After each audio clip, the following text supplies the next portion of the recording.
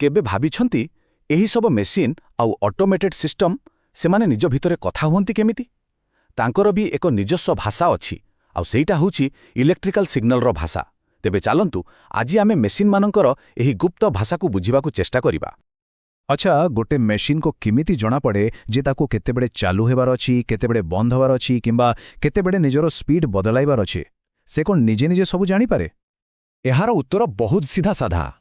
Machine प्रकृतरे गोटे message बा वार्ता को शुणु थाए आउ एही मेसेज को ही आमे कहू सिग्नाल। एहा एक प्रकार निर्देश जहाकू पाइबा मात्रे ही काम आरंभ हुए। तेबे चलंतु प्रथमे देखिबा डिजिटल सिग्नल कौन। एमिति भाबंतु एटा होउछि ऑन आउ ऑफ रो दुनिया, एकदम सरल आउ सीधा सड़क। डिजिटल सिग्नल रो गोटे ही नियम, एहार केवल दुईटी अवस्था थाए, किछि मझामझी बोली नाही, ह किंबा ना, ऑन किंबा ऑफ। देखंतु एही दुईटी अवस्था को आमे केमिति बुझी पारिबा? गोटे पटे अछि जीरो, जाहार माने हेला ना, मिछ किंबा सीधा कथारे कहिले ऑफ, आउ अन्य पटे अछि वन, जाहार माने हाँ, सत बा ऑन। बस एथिकी, एकदम ब्लैक एंड व्हाइट, कोनोसी ग्रे ही नाही। अच्छा, तो यही ऑन ऑफ सिग्नल आसे कोठू? किए यही कथा कुहे? एगुड़ी को आसे साधारण जिनिसरू, जेमिति की पुश बटन, सिलेक्टर स्विच किंबा छोटो छोटो सेंसर रू। एमानों को आमे डिजिटल स्पीकर बा इनपुट को ही पारिबा, कारण एमाने ही सेही सरल निर्देश पठाउछंती। ठीक अछि, जदि स्पीकर अछि तेबे सुनिबाकू भी केही थिबे ना? तो एही निर्देश को सुनंती लैंप, रिले किंबा सोलेनोइड भाल्व भली डिवाइस। एमाने हुचंती डिजिटल लिसनर बा आउटपुट। सिग्नल पाइला मात्रे सेमाने निज काम करंती, जेमती लाइट जड़ी जाए किंबा गोटे भाल्व खुली जाए। एते गला डिजिटल कथा, किंतु आउ गोटे प्रकार सिग्नल भी अछि, आउ सेटा हेउछि एनालॉग सिग्नल।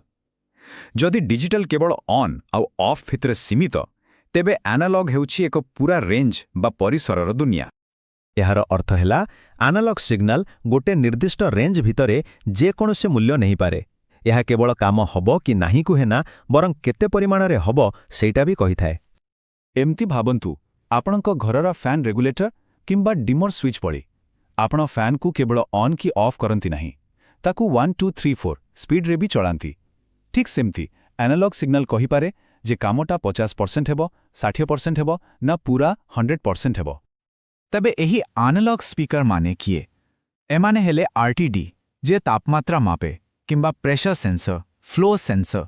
एमाने केवल हाँ कि ना कुहंती नाही, एमाने कुहंती तापमात्रा केते डिग्री अछि किंबा पानीर फ्लो केते अछि, माने परिवर्तनशील तथ्य दियंती। एही एनालॉग मेसेज पठाइबार दुईटा मुख्य उपाय अछि।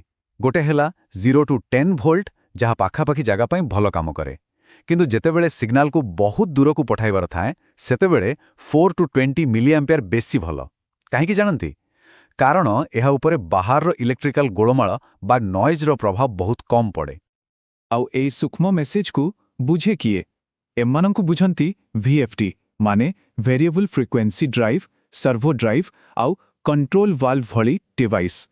एमाने सेई सिग्नल को बुझी कि मोटर स्पीड कम बेसी करंती किंबा गोटे वाल्व को अधा खोलंती किंबा पूरा खोलंती। तेबे चालंतु ए सब को एकाठी करी देखिबा, माने इनपुट आउ आउटपुट केमती मिसिकी काम करंती। देखंतु एठी संपर्कटा बहुत सीधा। गोटे डिजिटल इनपुट मने करंतु पुश बटन, गोटे डिजिटल आउटपुट को जेमिते कि लैंप को केवल ऑन किंबा ऑफ करिबो, आउ सेही परी गोटे एनालॉग इनपुट जेमिति कि प्रेशर सेंसर रु आसुथिबा डेटा गोटे एनालॉग आउटपुट को जेमिति कि VFD को नियंत्रण करिबो। सीधा कथा, जो प्रकार इनपुट सेही प्रकारर आउटपुट। किंतु गोटे बड़ प्रश्न, एही सबु इनपुट आउ आउटपुट भितरे तालमेल किए रखे, निष्पत्ति किए निए?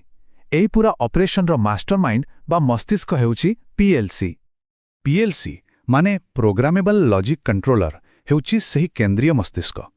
एहार काम हेला सबु इनपुट सिग्नल को ग्रहण करिबा, निजो भितरे थिबा प्रोग्राम हिसाब रे भाबिबा जे कोन करिबा को हेबो, आउ तापरे ठीक आउटपुट को सिग्नल पठाइबा।